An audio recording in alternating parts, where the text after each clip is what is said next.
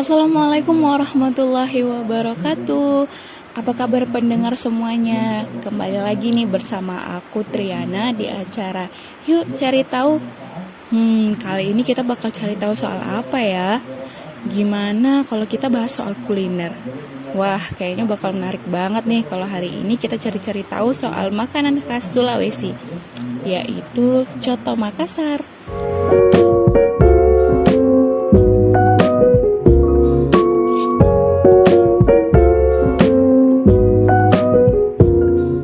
Nah, bahas soal Coto Makassar, kali ini kita udah ngedatengin dua bintang tamu yang emang udah ahli banget deh kalau soal Coto Makassar, yaitu Ibu Citra Finandita dan Ibu Reski Amelia Putri.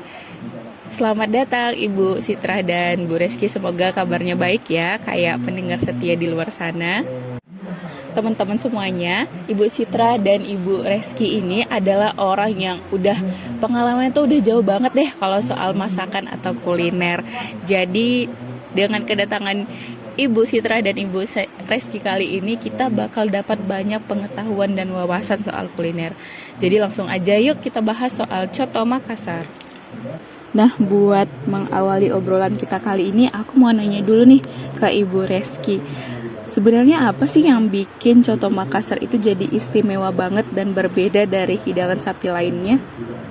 Coto Makassar memiliki cita rasa yang khas karena bumbu rempah-rempah yang digunakan dalam proses memasaknya.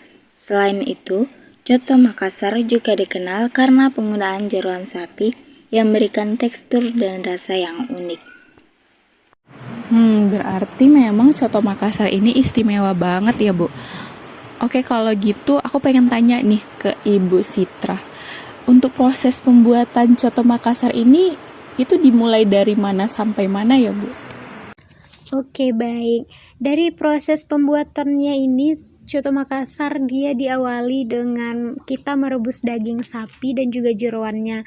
Nah, ketika kita merebus daging sapi dan juga jeroan ini, waktunya juga cukup lama sehingga nanti daging dan jeroan yang kita rebus itu dia bisa menjadi empuk dan juga bumbu-bumbunya juga meresap ke dalam daging itu.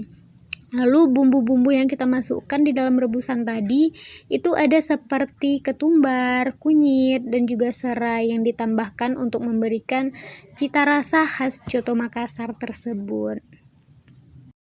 Wah, ternyata memang prosesnya juga cukup kompleks ya. Gak heran lagi nih kalau Coto Makassar jadi makanan yang paling enak memang.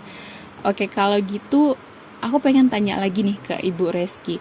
Kira-kira apa sih Bu yang membedakan Coto Makassar asli dengan variasi lainnya? Coto Makassar asli memiliki kuah yang kental dan juga berwarna coklat kehitaman, serta disajikan dengan ketupat dan bawang goreng sebagai pelengkapnya. Variasi coto lain mungkin memiliki perbedaan dalam bumbu dan juga tekstur kuah. Kemudian pada penyajiannya, biasanya Coto Makassar sendiri dihidangkan dalam mangkuk dan juga dinikmati dengan ketupat dari daun kelapa dan juga burasa, yakni sejenis ketupat yang dibungkus daun pisang. Nah, teman-teman, jadi itu tuh perbedaannya. Jadi sekarang kalau misalnya kita beli atau mau bikin nih Coto Makassar, jadi kita bisa tahu, wah ini Coto Makassar yang asli atau oh ini variasi yang lain nih dari Coto Makassar. Oke, selanjutnya aku mau tanya ke Ibu Citra lagi. Itu cara kita menyajikan Coto Makassar itu biasanya bagaimana, Bu? Nah, Coto Makassar ini biasanya dia disajikan di dalam mangkuk besar dengan kuah yang melimpah dan daging serta jeroannya juga melimpah. Dan biasanya juga Coto Makassar ini dia disajikan dengan ketupat, bawang goreng, jeruk nipis, dan juga sambal sebagai pelengkapnya. Sehingga kita menikmati Coto Makassar ini memberikan rasa yang gurih dan nikmat tentunya. Sangat menarik ya, dari cara penyajiannya aja itu tuh udah bikin ngiler banget, udah bikin kita pengen banget nih sama Coto Makassar. Oke, sekarang kita udah sampai di pertanyaan terakhir, dan di pertanyaan terakhir ini aku pengen tanya lagi ke Ibu Reski. Sebenarnya Bu, apa sih yang membuat Coto Makassar itu jadi populer banget di kalangan masyarakat lokal? Ini kayaknya teman-teman juga pada penasaran nih. Jadi kenapa sih jadi populer banget gitu, Bu?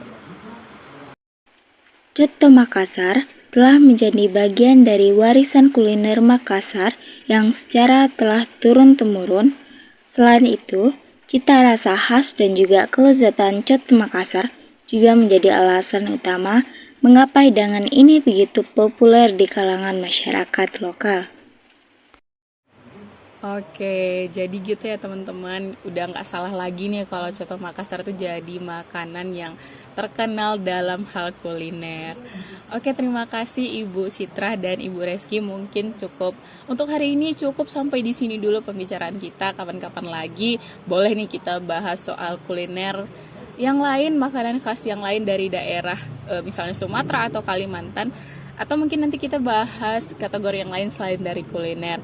Tapi pendengar setia harus tetap dengerin acara Yuk Cari Tahu buat nambah semua wawasan dan pengetahuan kita. Bye-bye. Assalamualaikum warahmatullahi wabarakatuh.